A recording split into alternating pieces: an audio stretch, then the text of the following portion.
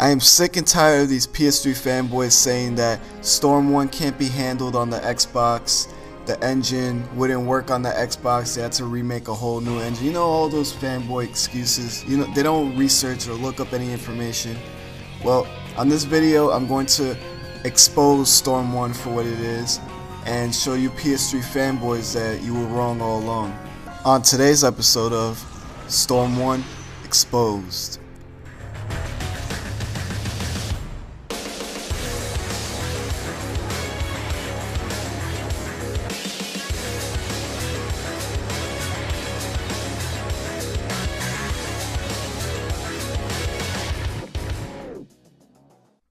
Now before we start this video is going to be relatively short because this is a 4-year-old game, and I tried to look up some old interviews and Q&A. I didn't find everything I was looking for, but I think I found just enough to prove these fanboys wrong.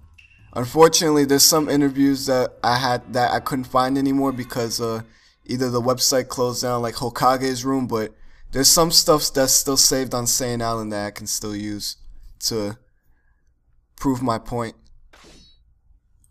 Alright, so let's start off with the disk space. I heard a lot of PS3 fanboys saying that, oh, we have Blu-ray and you guys just have dual layers, so you guys can only hold like about 8 gigs. That is true. But Naruto Storm 1 wasn't even a 10 gigabyte game, a 15 gigabyte game, or a 20 gigabyte game. It was only about 8.32 gigs.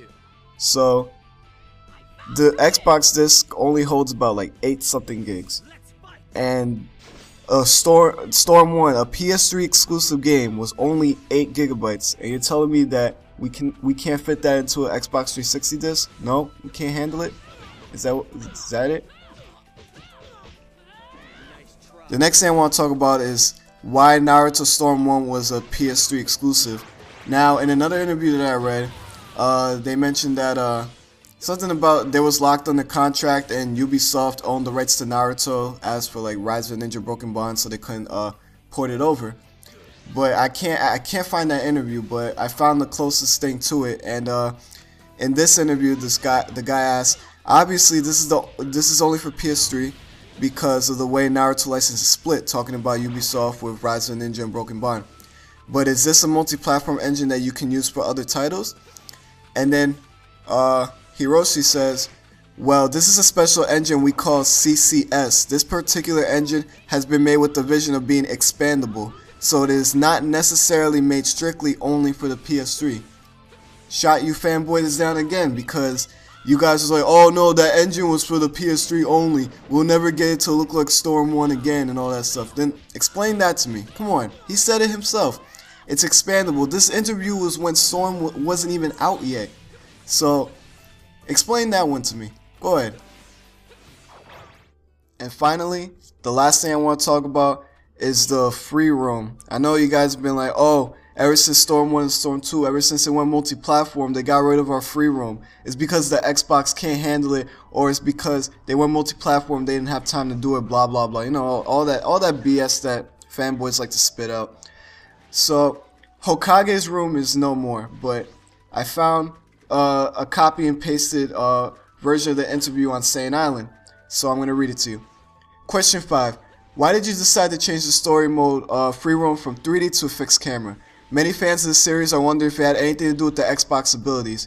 Was it because the Xbox couldn't handle the version from Naruto Storm 1, or was it a creative decision to make the change? Answer. In the Storm 1 game, we wanted to recreate the Konoha village. So we made it a free roam 3D, but after we got feedback from our fans, we found out that there was too much space for no real purpose in the 3D field.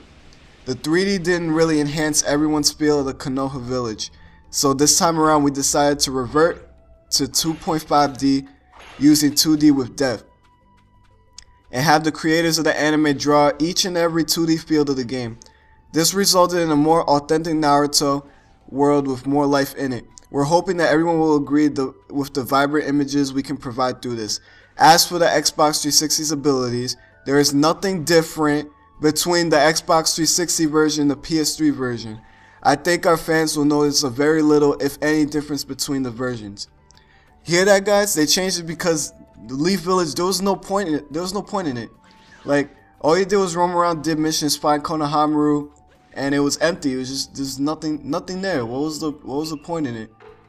Like, are you telling, like, how does this make sense? Like, we have so many open world games like Grand Theft Auto, Sleeping Dogs, and all of that, but we can't. But the Xbox 360 can't handle the Leaf Village. Are you kidding me? You have to be kidding me. All right, that's it. If I don't even know if this video was enough to like prove you fanboys wrong. I really hope it was, but if it's not, I give up. That's it. I don't even want to talk about this anymore. I'm satisfied. I found enough proof to satisfy me. So, all right, this is TGZ. Thanks for watching. I'm out.